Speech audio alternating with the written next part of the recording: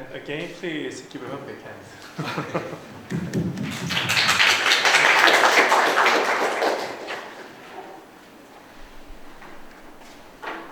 So I will struggle to use this. I'm hopeless with technology, I'm afraid. But it's been a terrific 2 days. And oops, wrong way. Jurassic is the best place to start, of course, in any geology. It's been a terrific 2 days, and well, I have two feelings: one general, one personal. The general is that it's been a day of a lot of all the presentations I've learned from, and they've all dealt with real situations, real data, and real analysis of that.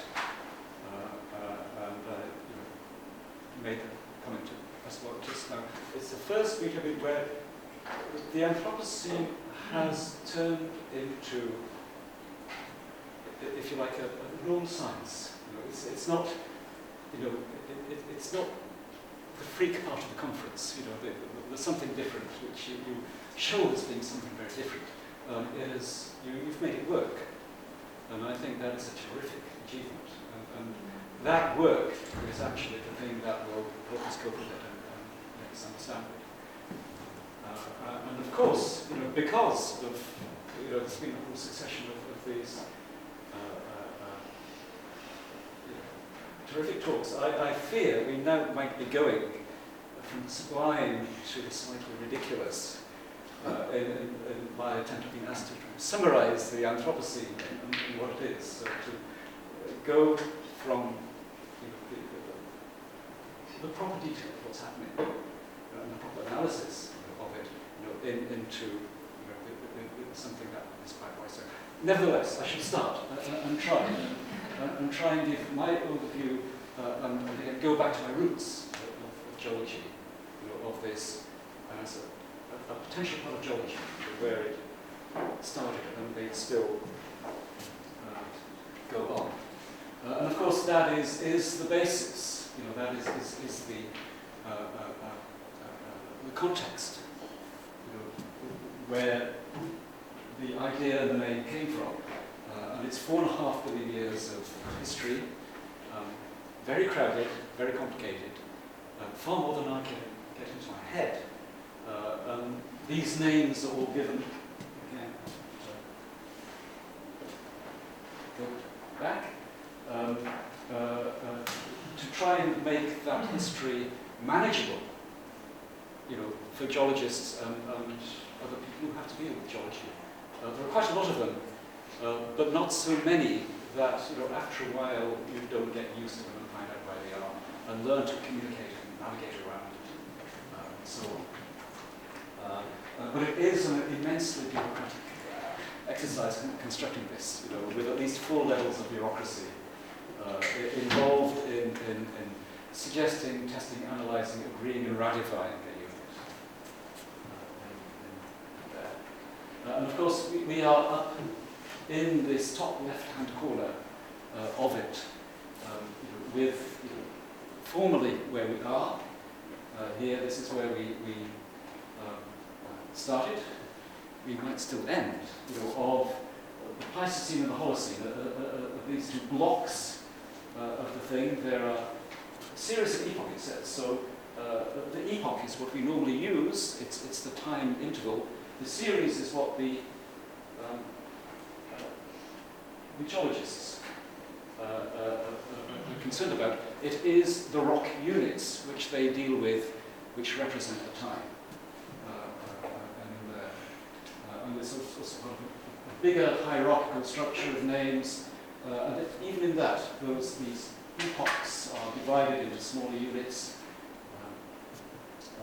sub-series, sub-epochs and ages and stages, all done, with their golden spikes. So that's the thing. Now, the reality, of course, of that is, in terms of time, is this enormous difference between there's the Quaternary period, 2.5 million years, a very short period for geology. So order of magnitude shorter than most. Almost all of it, more than 99%, is this terrifically complicated climatic history of the ups and downs of climate, ice ages, of the glacials and interglacials in there. Very hard work to work through, I have to say. I spent a fair bit of my career trying to work out this, this kind of geology. And it's difficult. There, at the very top, is the Holocene. It's a tiny little bit in there. And it's Microphone. Oh, okay. Here. Sorry. Yes. Okay. Maybe I should just hold it here and then wave my arms. It's my usual way. Okay. So the Holocene is separated off. I still have to use it. Change the slide. I'm a Holocene person at heart. In that it's separated off because it is different. It is really different. It is warmer than most of the 60,000 years of history. In their ups and downs, it's an ice age. Ice age is very unstable. Temperature bounces up and down. Sea level bounces up and down. And then you have the end of that you have about 10,000 years of relative warmth, relative stability, and it's a separate epoch because it's our epoch. We live here, we live on its deposits, and it's also a separate epoch because we have marked its deposit in various ways. We've changed the animals and plants, we've made the fossils therefore different, we've changed the function of the landscape. It's left a rich archaeological record almost everywhere around the earth. So it is, if you like, the human epoch, and always has been. So it is different. It is also, if I can just make this slight digression, which I hadn't meant to put in, but I think it is, it has now become important. All of this is the Holocene is patchy. The Pleistocene is patchy. When you're a geologist, you work on these, you work on very local situations. You're faced with a rock face, and you're dealing with a particular history in a particular place, all the time. And the global timescale is only the ultimate simplification of that. And I think that it's not that we shouldn't use the word patchy. I like the word patchy. I'm patchy in there. But I think we have to take it from just it being, and therefore not being monolithic, to what is the scale and pattern of the patchiness of the Anthropocene versus the Holocene, versus the Pleistocene and everything beyond, versus even the Silurian, let's say, or the Jurassic. I think that is really an important question. And I would love to see that followed up.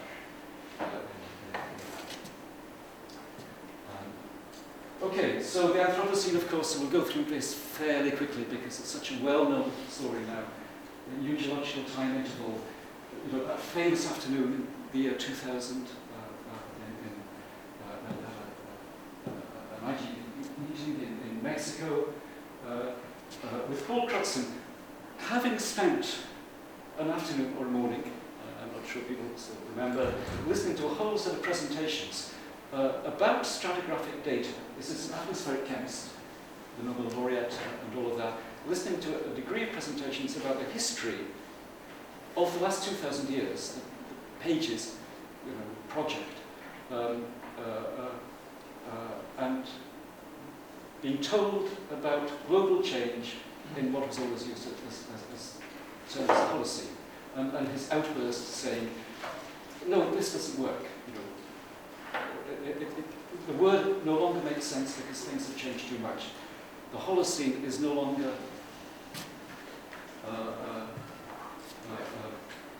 earthly."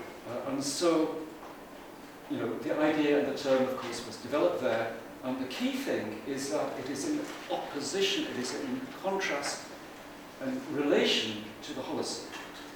It's a scene, the Anthropopart could be almost, we heard the homogeneous scene, that would work. We heard the capitalist scene, that would work. Pyrocene, Technocene, whatever. They would all work. But the scene is the important bit, I think, here, because the world has changed. It was, if you like, a hypothesis. And I think we all think he's now being proved right about that in there. So it's a key part of the story. Of course, again, Will Stephen being mentioned several times.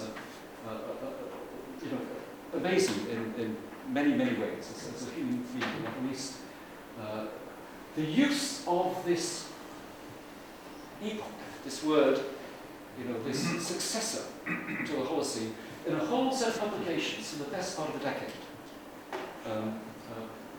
before the geologists noticed and got involved in that. So, if you like, a framework concept for the work they were doing in change. It worked and it grew. And of course, again, we've had much discussion about that, so I won't repeat that. The great acceleration does need examining, re-examining, and see how the graphs link with what really has gone on and what really has been left behind. I think that is. Yes, again, rather late, the geologists get involved, decide, well, there may be something here which is worth going through all of the formal rigmarole of getting the data together to get it working as a geological time unit. This particular time unit, and again I have to say, one of many, many, many time-related geological units. There are hundreds of various kinds of lithostratigraphy, chemostratigraphy, magnetostratigraphy, goodness knows, but we can go on and on, sequence stratigraphy in there. The timescale is just one of them, and it has a particular the Anthropocene working group, was asked. The request came from the ICS, the International Commission, in fact, the Quaternary Commission, that we start looking at this thing properly. And the works came on, and as you know, for about 15 years, this kind of cottage industry. We had no money, we had no idea really where to start, except that it couldn't only be geologists, because it's an overlap of geological time and human time in there. So the Anthropocene working group is about half geologists and half others and scientists, so Paul Krutz and Will Stephen were members, historians, archaeologists, oceanographers, and goodness knows what. Putting together a lot of, if you like, metadata, meta-analyses. We did, I think, almost none of our own work at that stage. It was all begging, stealing, and borrowing, and working late at night and time stolen from the jobs we might be doing. And then again, this idea of putting together the proposal. Now, the proposal had to be based on this idea of a golden spike, a physical reference point in strata, and for that, those strata had to be analysed extensively to the nth degree, and we had to have several candidates because of that. We would have no way, I think, of doing that in less than several decades without, this extraordinary ripple of a humanities institute, about saying, we have 800,000 euros for you. And that's how it came in on the phone call. And what would we like to do with this? And so within the space of 3 years, we could have thousands of analyses on 12 different units. To do that, there's the result of all of that technical data producing on the working group. There's the chosen golden spike, one of 12. Hard to say, there are about half a dozen, at least among the 12, that would have done very well. So making the choice was hell. I lost sleep, lots of sleep over that, and my colleagues did as well. But it turned out that Crawford Lake, by a very short head, these wonderful annual layers in there, with lots of evidence of fly ash in it, and different kinds of fossils, and different kinds of chemistry, and the plutonium, of course, that sharp plutonium signal in there. And all of that then became this idea of then finishing the Holocene, starting the Anthropocene mid-20th century, 1952, November was the date chosen. And of course, as you know, it went in and became rejected, and that rejection was carried on all the way up through the top of the hierarchy, in there, very quickly, I have to say, without anybody else being involved. And there's a story behind that, but that's in there. And of course, part of the argument against was that 70 years, so I've spent most of my life working in multiples of millions of years, and most of my colleagues have as well. So this was felt to be a step too far. A human lifetime, they said. How can that be an epoch?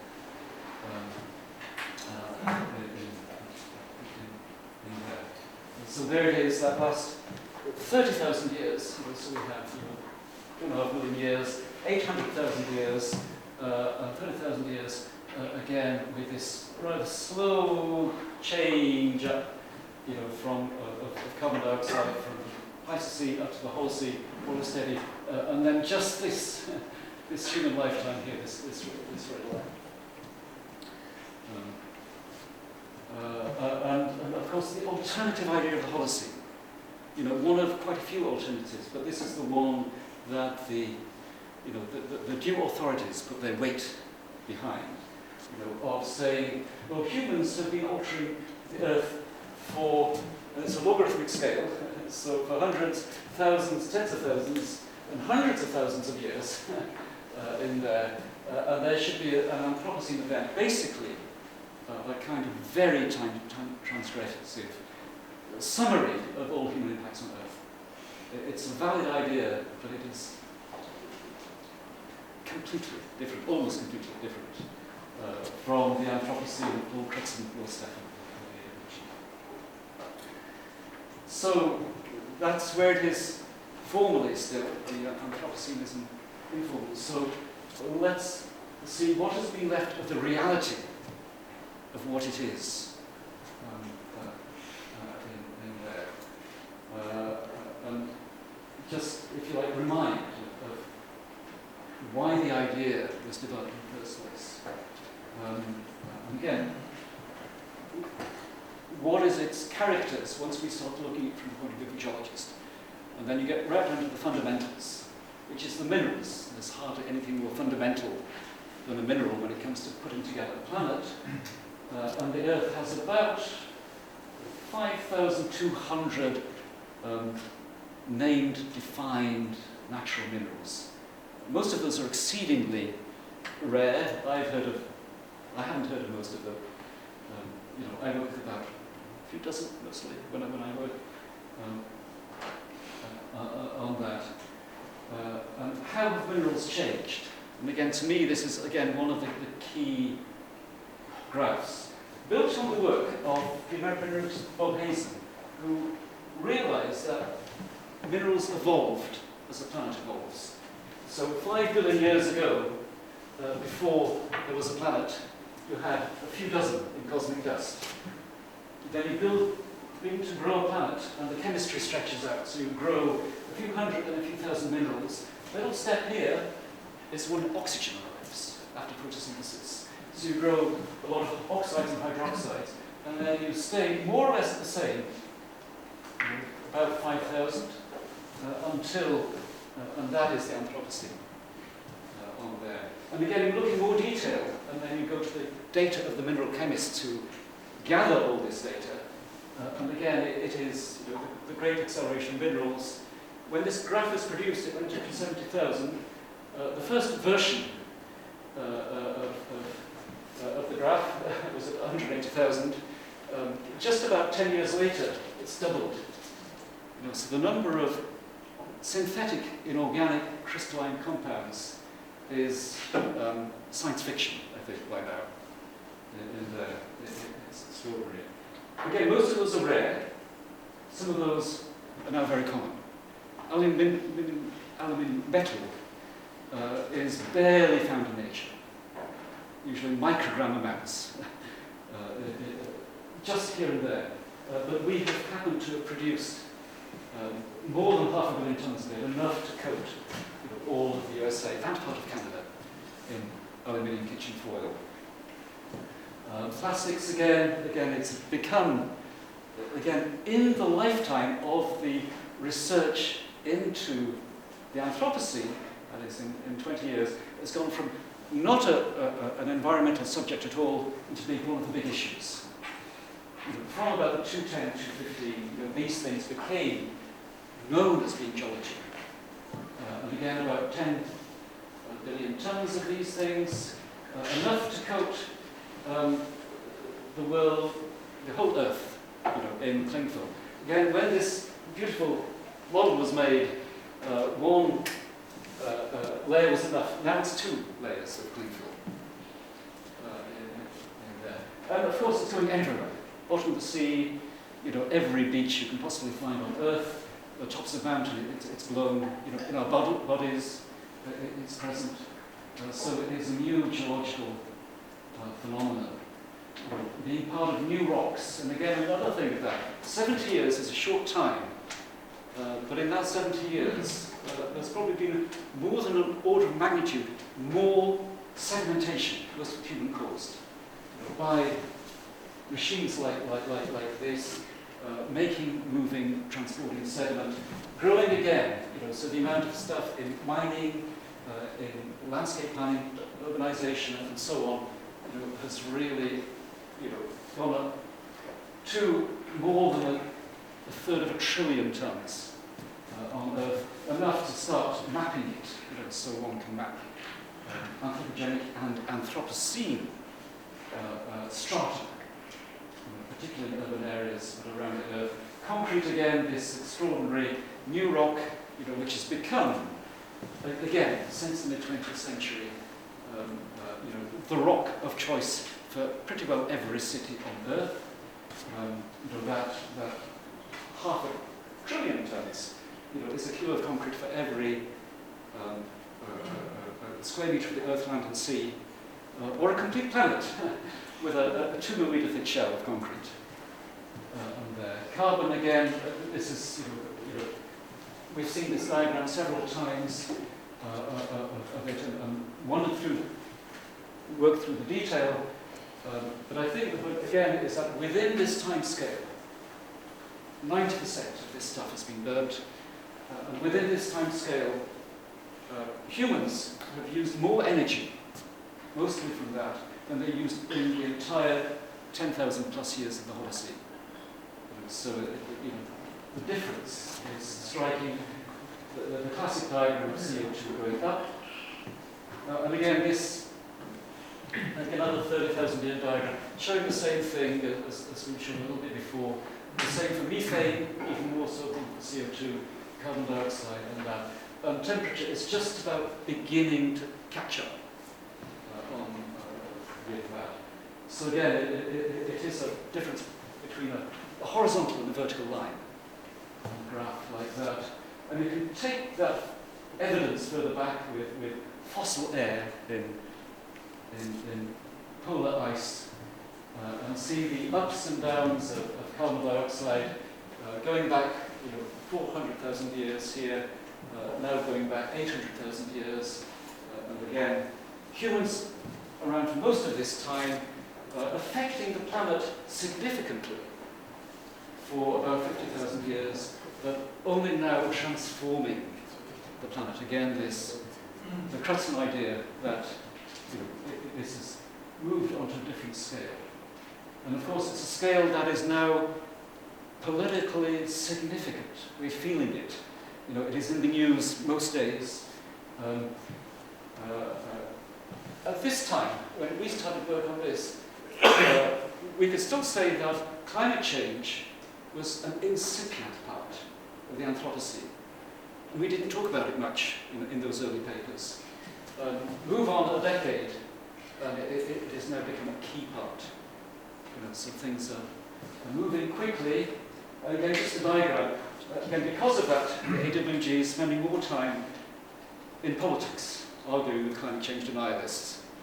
And this is a diagram that Martin Head just put together to show, to argue against the idea promoted by quite a few geologists that it's changes in the sun that is causing the heat up. So here's the temperature changes, and here is the decrease over 50 years in sunspots and therefore the amount of energy arriving from the sun. And it may be that we will have to spend more time, given the current political climate, in making and repeating arguments of this kind to tell what is true from what is not true. And of course that warming is in there. A little bit of it is in the air, most of it is in the oceans, measured in zettajoules, famously innumerate. Geologists don't understand the zettajoule, but we do understand cups of tea, and so it's about 4 billion cups of hot tea every second being poured into the ocean as a result of the trapping of heat by the greenhouse gases. The melting ice, of course, melting ice measurably, and again in a way that scientists use, and some people are beginning to translate that into a way that that the wider population can understand. So here's the amount of Greenland ice that melts in the time, since I think Julie and I started talking on this thing. The sediment from Antarctica, of course, in there. The sea level is rising, and inevitably, I think the amount of heat now going into the system means that this process of drowning the low-lying coastal plains and the feeding grounds of the Baikal teal and all of those in the next, at least the next century or two, and perhaps a little earlier, will be submerged because they're Holocene landscapes, about or maybe just within a metre of sea level. So again, it's a moving target. Again, we've seen these diagrams before. Nitrogen phosphate, Jochen showed that. In terms of process, of course, I agree, it's much more complicated. In terms of geology, since we take things at a cartoon scale, it's enough to make a stratal difference. A difference to the kind of sediment being made in, let's say, the Gulf of Mexico, because you change from oxygenated seafloor to one that is partly deoxygenated, and therefore everything changes. The life changes, the amount of carbon going into the sediments changes, and so forth. Again, other things, there are just so much chemistry that is new in here. So if you take a beautiful lake in Scotland on the King's estate, so nobody goes there, no river flows into it. So it's just rain-fed. And yet you look in the top layers of that isolated, beautiful detached lake, and it's full of persistent organic chemicals like DDT, dieldrin, and of course more chemistry are the radionuclides. And again, this diagram. Now, again, this is the quirk of geology. In terms of environmental impact, this is probably number 958 on the list, of things which are currently causing damage in here. But as a signal of the plutonium from the thermonuclear H-bombs, it is the one that spread around the world and was captured by sediments most quickly and most synchronously. So for geologists, it's a best signal. And that's it's simply a pragmatic feature of boundary recognition. And it works rather better than we thought we would once we did the analyses. Biology, again, traces. Here's a Cambrian, a trace of some creature crawling across the seafloor 500 million years ago. Here's my equivalent of it on the beach. Here's another equivalent. It's a quirky one. It's about this size. It's a little thimble-like thing. It's made of little bits of grains of campanis. This is a volcanic soil. And it's made by a burrowing wasp. It's about 1 million years old. And they're cute little fossils. I like them a lot. And of course, we're in an analogous trace fossil system now called Heist. And we'll travel tomorrow to an analogous trace fossil system called Sol, and so on. We're making these biogenic structures, trace fossils, in other words, very fossilizable, and they go underground quite deep, so very safe from erosion, and even more fossilizable in there. So and of course they extend over thousands now of square kilometers. Biology is of course key, but it is also complicated. It's complicated because there are so many species, and when they begin to disappear, they become rare and rarer, and you're not quite sure, even with lots of ecologists, when they quite become extinct. So the extinction signal is argued that we're in a big extinction already, or not yet to come. The evidence suggests we're not there yet. This is not like the end of Cretaceous yet. But we're on the way rather quickly. It is still potentially avoidable on there. But other signals are here, and they already have. This is homogeneity, which is a terrific concept. So creatures like the rabbit from Iberia originally, now across many countries in the world, doing very well. Rats, famously, cats, my cat, which is part of an Anthropocene success story. These are doing very well everywhere. And other more obscure things like the zebra mussel, it's an Asian mollusk, moved across a century ago into Europe and did very well. Moved across into North America about 50 years ago and has also done very well. It's everywhere, in very large numbers. And this is homogeneity. You look at the species complements of different parts of the world and invasive species. Neobiota, we might call them politely, now make a very large part. And again, for the geologists, you can use these things as time markers now. So these are different species coming into the San Francisco Bay. They've all been carried by humans. There are ecological records of when they arrive, and we've had a student making holes in the muds to check out that you can find them as fossils and to use them as zonal markers, separating units which are a decade, 2 decades long in there. And of course, if you like, the great, the huge assemblage differences. So take mammals, medium large mammals on land, they're about 1/3 by weight. The creatures we keep to eat are about 2/3. And wild animal, again, the early version of this was 3%, it's now 2%, and falling.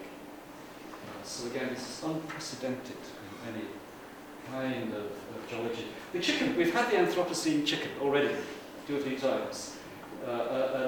Yes, it is a phenomenon, which is by far the most common bird. It makes up 2/3 of all bird biomass. But again, from the point of view of a pernickety geologist, what is it? It's a different bird. It's a monster. It's been grown to about 4 times the weight, twice the height, different bone structure than not only the ancestor chicken, but the archaeological chicken going up to the early 20th century. So it has now become a distinctive fossil marker in every landfill site on Earth. And that's part of the bigger transformations, the very slow reduction in the total weight of life on Earth. Going probably about 2.5 trillion tons to something like 1.2 trillion tons, mainly by deforestation.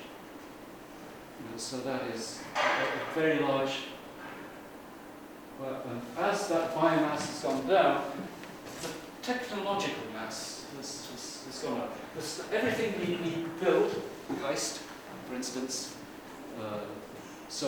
London, and all of that, again has gone up at the same kind of timescale. So it's now over a trillion tons. And this is the stuff that is functional. Julie mentioned the 30 trillion tons. The 30 trillion tons is if you add all of the waste stuff which has been moved to get at the stuff we currently have as machines of different kinds. So it's there, it's clearly a moving target, as we've seen all the way through. Again, then Paul Crutzen conceptualized, improvised it as an idea. We were about here, in these almost idyllic times, with lots of changes there. And here we've got a 6% more carbon dioxide, almost a degree in temperature higher than Paul Crutzen's time. 3 times as many motor vehicles, and so on and so on. And so, quite where this is going makes the current inquiries into what is happening to great acceleration or great growth really key at the moment on that. And of course, it's here to stay. Whatever changes we've made, however high we take carbon dioxide, we don't know. But unless we have that engineering to pull it down, which for me at the moment is magical thinking, it's going to hang on for a long time, decreasing very slowly. Temperatures therefore are going to hang on for a long time, wherever they rise to decreasing slowly, even if the use of the CO2 is just here. And just again, in terms of where might it get? Here's a paper that came out just a few weeks ago, which took not a 100-year or a several thousand-year span. It took a 500-year span to 2,500. Again, with CO2 going up and then emissions going up and then going down. But the greenhouse gases last for a long time at different rates. The amount of radiation being trapped goes up. Temperature actually goes up and carries on rising. And in their model, which is a model based on more or less the world as it is now, countries arguing with each other and not agreeing much. So their estimated rise is 12 degrees centigrade globally. That's a lot. And of course, biological changes are once you reset, the homogeneity is permanent in there. So where are we? The geology is still there. Here's another one of the candidate sites. Again, you go to the Holocene, and then all these different signals. The geological evidence is there. Those signals spread pretty well correlatable, synchronous across the Earth. It works as a geological, material, physical time, Anthropocene series. It works, the timing of the signals, not the processes. The signals coming in, since the decision has been shown for the steepest increase in signals, about 100 signals coming in, centers on 1952, which is exactly the same year as the plutonium signal coming in. So it works, and therefore it still would make sense to formalize this. Most of all, not for the geologists, but for all of you, because it would stabilize the concept. But really, as I said, we're in the Cheshire Cat territory here. The AWG is still there. We are underground. We're not formal or official in any sense. We just try and do stuff. Again, with no money. But really, the work is again, the most heartening thing. We have Keist, we have Vienna, we have the new Sweden Centre, we have the Anthropology Centre. All of these are doing the Anthropocene for real. So that, I think that is, and in all kinds of senses, from the humanities to the sciences, the idea is being used and developed. And that for me is the kind of fossilization of a concept I like to see. And yeah, yes, Anthropocene is here, and it's a real change. Paul Crutzen was right. The Earth is becoming more uncomfortable to live in many ways. And as many talks have said, we have to find ways to cope with that, deal with that. The geology is still there. It still looks geological. Hopefully we will convince the new generation of geologists that that will be work. The Anthropocene will be consequential, and is already consequential in times of the kind of work that we do. And so, just to show, again, sent just a couple of weeks ago by Kim Cohen, one of our members, he found in a new street in the Netherlands, Anthropocene Street. So we're all on the map. So thank you very much for listening to this geology stuff.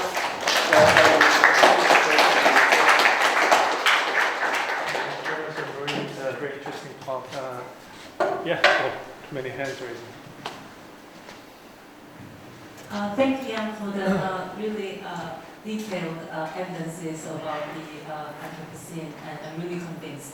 But so I have two questions about this formalization of the epoch of Anthropocene. Yes. So the first question is, so we know about what happened in the ICS 2 years ago. Yes. Is there any chance the ICS will formalize the Anthropocene again? So is it possible? So that is my first question. And the second one is, so toward the end of the talk, you mentioned about this humanities and social scientists developing this concept of the Anthropocene. So the concept of the Anthropocene was originally suggested by both system scientists and geologists. However, it has been evolved and developed further, very, very much further. So especially for humanities and art sector, it is less than a geological concept, but as more like an inspiring concept that demands the reconfiguration of human-nature relations. And as a scientist, as a geologist, how do you feel about that? So that is my second question. Okay, both great questions. Yes, the first one. Yes, I think there is hope. There was a particular, if you like, these decisions that we have are influenced strongly by a relatively small number of very influential stratigraphers at the very top of the stratigraphy tree. And the ones who happened to be there when you put the proposal there and the time before were strongly against, they hated. To them it was polluting the whole of this sublime subject of geology they gave. A magnificent timescale. It was just that. And some of them used those words for that. The ICS chair before that liked the idea. And in fact, when he wrote books on stratigraphy, he asked for chapters on the Anthropocene for it. So the new ICS chair, comedian, I met a couple of weeks ago. I gave a talk on Anthropocene. We were both very diplomatic, very, we spoke amicably. She was cautious, of course, because this has left scars amongst the stratigraphers. Not least because they've had to alter their system, so they follow their own rules. And that, I think, that rankled with them badly. So there will be emotional, if you like, fallout from that. But, as I say, that meeting left me hopeful that, and she agreed that there's a problem to be solved, and we have to keep talking. And the Anthropocene is not going to go away in that. And pretty much all of the geologists I talked to, 1,000 geologists, I didn't talk to all of them, but quite a few there. There were no bricks thrown the idea, and a good deal of support, and a good deal, a fair number of uses of Anthropocene in the presentations. So I think it is a kind of generational thing, as was plate tectonics, as was ice age theory, and all of that. So yes, we hope we will stay diplomatic. But we can't move too fast, quite yet.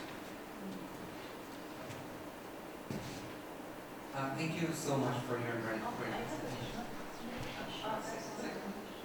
I had another question. Go on, yes. I had another question about how do you feel about this? Oh, how do I feel? Oh, yes, I beg your pardon. Yes, I think it's wonderful. Listen, one of, again, the great things about the Anthropocene, it has brought together all manner of different disciplines which never used to speak to each other, at least within this kind of context, and speak and think and work properly and deeply. And of course, that has involved clashes as well, and that is inevitable. We're academics, we quite well know that. And we come from very different perspectives, and so on. So the discussions have been up, but I think overall it is it's terrific.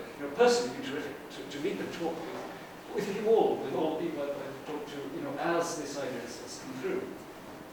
And also, I think it is hugely important. You are the people who can understand how this machine is working far more than we can. The geology is simple. I've shown you the geology is. There's no problem with the geology at all. A first year student could do it. But the mechanics of how the Earth system is changing, pressures, and also the human mechanics of what has driven all of this and why and how in different countries and all that, the patchiness, as you said, which is hugely important, in that. There are global signals. CO2 is global, plutonium is global, and so on. Ocean acidification is not quite, it has its own little patches, but essentially, but many things are very, very patchy, down to almost a meter scale. So it's a case of doing that. But yes, I think the humanities and social sciences and arts are, I think, are now fundamental to the study, the understanding, and the coping with the Anthropocene, far more than the geologists. We can go over. Quite a bit. Thank you so much for your great presentation. And I have two questions. First, I totally agree that there are rapid changes because of us, and various researchers are already using this concept, including us. However, there are so many concepts like climate change or environmental crisis, the sixth mass extinction, capitalism, society, and so then what is the advantage and necessity to use the term Anthropocene to explain these changes? And related to the first question, for scholars, what should be the boundary to study Anthropocene? As you know, almost everything can be included in this Anthropocene concept. So I'm a little bit worried that too broad concept can blur our attention toward problems. And because of this, I'm not sure when should I use the term Anthropocene in my research. Okay, that's a terrific question. Again,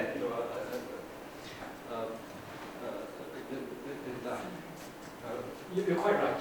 There are so many terms which overlap in part, but not completely, are more or less parallel or not, or diverge a bit, or some indeed have the same name, but are almost completely different, like the Anthropocene epoch and the Anthropocene event that I introduced, like in there, and it's good. There are many names out there now, the Capitalocene, Leicester-scene, and all of these again have that. If we keep it simple, then let us take the idea of Paul Cresson. He said, we've moved on from Holocene. He expressly said that in geological stratigraphic terms. That is, a phase of Earth history recognized within the conventions of Earth history and Earth time classification. We showed on the AWG that that worked geologically. And it worked, I think, rather better than most other geology boundaries I've worked with in there. So I think that in itself is a distinctive concept, just in geology. Now, what I would say was that also, that concept which reflects the epoch. Epoch is all the processes of a changing Earth that we live in. I think that Anthropocene may be used, or may not, or can be used, but doesn't have to be used by anybody working on anything within anything at all, within human or thing. It's like if you're a geologist, or any kind of scientist, you can use a Holocene, you can use a Pleistocene, you can use a Jurassic. Nobody forces you to. You can do archaeology and not use these terms, except when they are useful to you to use. So it's not imposed.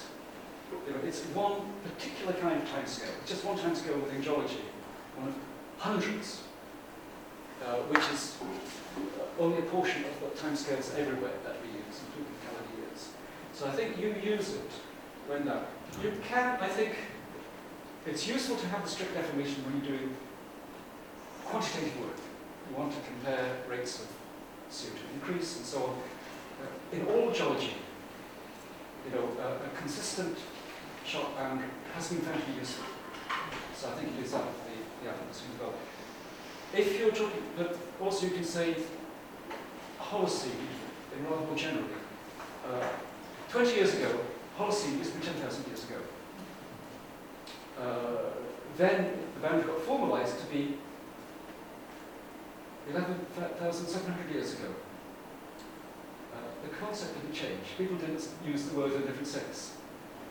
So I wouldn't worry when you're using the term, oh, do I have to worry about the boundary being 1952 if it's in 1951? There is a kind of, you use it sensu lato in that sense. And use it sensu stricto when you have to.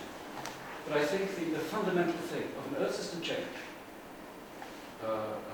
which is mirrored geologically, which is very distinct, I think is a useful concept. And then you can choose yourself which other parallel ones. You can use the term capitalism. It doesn't mean quite the same thing, but it has its own meaning. You can use the term nuclear age, you can use the term post-war or whatever. It's there, it's just one of a range of time scales. But I think it's been found to be used in multiple ways. What I wouldn't like is the word Anthropocene to be used for any and every concept going back forever in there, because then it would lose its meaning and use. Does that help? Probably the moderator is very anxious about the timekeeping. Yes, yes. Maybe we should start the roundtable discussion at 5 p.m. So we have a little bit of time left. So myself and then Jürgen have questions, and then we have a little break, and then get together again. One more. Yes, go on, go ahead. I have questions. Yes. That's why I questions. You don't have to be too serious about my questions. I have two hypothetical questions. Okay. How would your life be different if the Anthropocene was officially recognized last year in Busan? What kind of work you would do, or that's a question. And then the second question is also hypothetical. What kind of research would AWG or geologists in general do more if there were enough funding to do whatever you want to do? Just like AI research is being supported these days. I mean, socially, your group, geological studies is underfunded, but if there are enough and more than enough funding, what kind of research you could do more to enhance the case? And because I felt like there would be more than just the boundary marker studies, and what would be that? Yeah, that's quite right. I mean, they're great questions again, and they're kind of questions for which one would really need a couple of glasses of strong liquor from the blue bottle we had last night, to help one think. The thing, had the boundary been ratified and accepted, I think it would have carried. We probably would have been disbanded because there was no more need for it, but we'd probably carry on and do the kind of work of the second question. There's a lot. The Anthropocene is terribly new as a concept. It's new geologically. It's very still, what's the word, raw, immature. It hasn't had 200 years of data and ideas and publications and stuff built up into a body of knowledge. We've only just begun, and there's clearly lots of things to do in there. So I think that would have, carried on. In a sense, the rejection might have added attention onto the Anthropocene and added a certain kind of energy to it, which it might not have had without, which is the kind of energy that's been here, and the energy of the still the fight, to get it formalized. Simply as I said, to stabilize it, to make it more useful without the clutter of always having to say which Anthropocene we're dealing with. But the research, oh heavens, several. Let's take just from the last hour, in fact, the last couple of days, the planetary expansion. I think that's a terrific thing to analyze, because in that, and I think it hasn't really been looked at, the scale of heterogeneity of all kinds of things between the Holocene, which would have of course changed, but nonetheless we had a certain Holocene, between that and also, if you like, a natural baseline. The Holocene is an unnatural baseline. The natural baseline is the last interglacial, last one period when there was Homo sapiens, but not doing very much, other than being a normal species. And that is the natural baseline. What was the patchiness or planetary nature of different phenomena there versus the Holocene versus now in the Anthropocene? And that could be a really good research project, I think, in there. We need thinking through, but I think that, again, it's the beauty of a meeting of this kind. You can do that. Other things, very specifically, plastics. We know it's a problem, we know it's in geology. Where are they going, how are they moving? That, where are they ending up? Where are they being exhumed?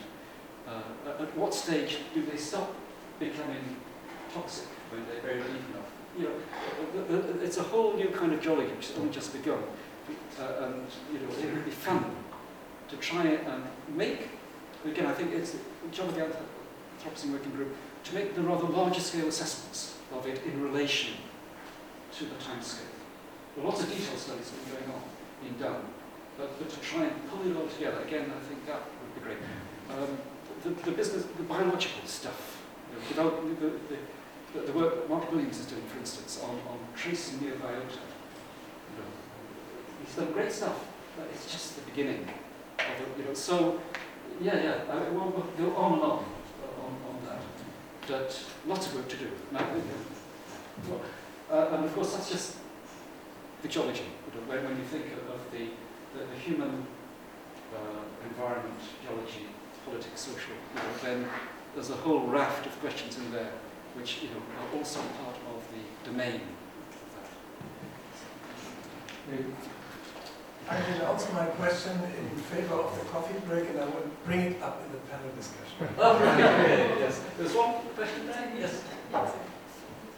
We can do the open panel discussion so that. Right. Okay, now we close this session. It was great, and thank you everybody. Yeah. Thank you.